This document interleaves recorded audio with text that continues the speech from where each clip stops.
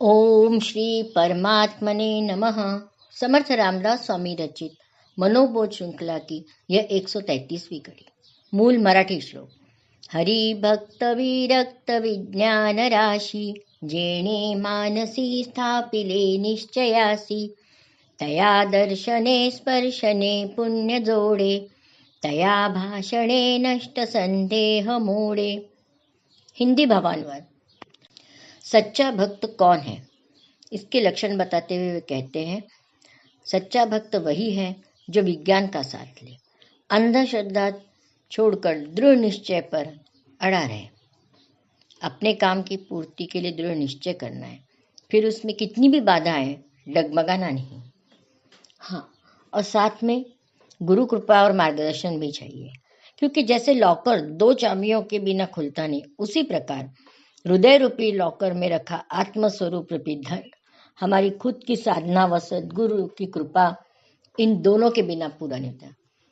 जैसे किसी परीक्षा में पास होना है, किसी इंटरव्यू में जाना है, तो क्या केवल बड़ों के आशीर्वाद लिए, पैर छुए, भगवान को नमस्कार किए और चले गए तो क्या हमें सफलता मिलेगी? नहीं, उसके लिए हमें अपने प्रयत्न, अपनी पढ़ाई वो भी जरूरी है, और हर चीज को अंधश्रद्धा से दूर रहकर करना है। इसमें एक भगत सिंह जी का उदाहरण दे सकते हैं हम। बहुत कम लोग जानते हैं कि उनका आज जिस वेश के कारण वो हमें परिचित है, जिस वेश में हम उन्हें हर फोटो में देखते हैं, वो लंबा कोट, टोपी, तो वो उन्होंने अपनी पहचान छुपाने के लिए वो किया था। भगत सिंह जी सिख थे। सिख लोग पगड़ी डालते हैं, बाल नहीं काटते, परंतु जब उन्होंने साइमन कमीशन के विरोध में जो आंदोलन था, उसमें लाला लाजपत राय की मृत्यु हुई थी, उसका बदला लेने के लिए जब वे जेम्स कॉर्न को मारने के लिए गए, तो उन्हें पहचानने में थोड़ी गलती हुई, क्योंकि उस समय वो आए नहीं थे, और एक पुलिस अधीक्षक की मृत्यु उनके हाथों हो गई। अब वहां से उनको भागना था, तब वो वेश बदलने के लिए उन्होंने, मतलब उस समय उन्होंने अपने सिख धर्म से ज्यादा अपना देश धर्म को महत्व दिया। अपने बाल काटे और एक टोपी पहनी, लंबा कोट पहना, और वहां से वो अपनी पहचान छुपा कर निकले। परंतु आज सारा संसार उन्हें उसी रूप में पहचानता है। उन्होंने भी अपना दृष्टिकोण विज्ञाननिष्ठ रखा। ऑपरेशन सिंदूर, शिवाजी महाराज का आगरे से निकलना, यह सब घटनाएं कोई एक क्षण में नहीं घटित हुई है। इसके पीछे सालों की तपस्या, सालों की ट्रेनिंग है। कारगिल ऑपरेशन में सैनिकों ने उसके पहले सालों ट्रेनिंग ली, सालों उसका अभ्यास किया था, उनका वह अभ्यास उस युद्ध में काम आया।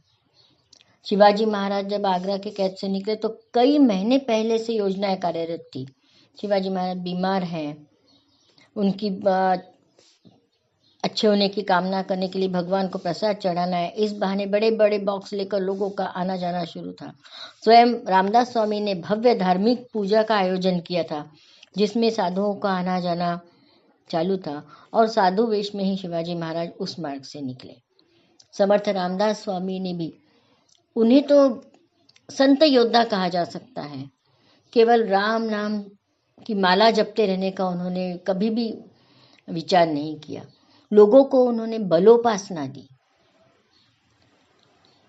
एक साधु के रूप में हम जब किसी को देखते हैं तो सोचते हैं कि बस हाथ जोड़ के प्रार्थना करना है, राम नाम जाप करना है, परंतु उन्होंने योजनाएं बनाई, लोगों को सशक्त बनाया, उनको व्यायाम का महत्व सिखाया, अनेक जगह मठों की स्थापना की। उन्होंने भी विज्ञाननिष्ठ दृष्टिकोण रखा था।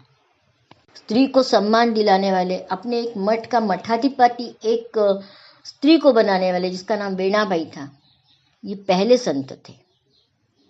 समर्थ रामदास स्वामी के ये विचार यदि आप पसंद कर रहे हैं, आपको लगता है इससे सबका फायदा होगा, तो मेरे इस वीडियोस को लाइक, शेयर, सब्सक्राइब करके इन विचारों को केवल महाराष्ट्र तक ही सीमित न रहकर अपने संपूर्ण भारत में पहुंचाने के लिए आप मेरी मदद करेंगे, यह मेरा पूर्ण विश्वास है। तो चलिए हम सब मिलकर प्रयत्न करते हैं, भक्ति, शक्ति और विज्ञान, इन तीनों का संगम कर हम अपने देश को प्रगति के पथ पर ले जाएंगे। जय जय रघुवीर समर्थ।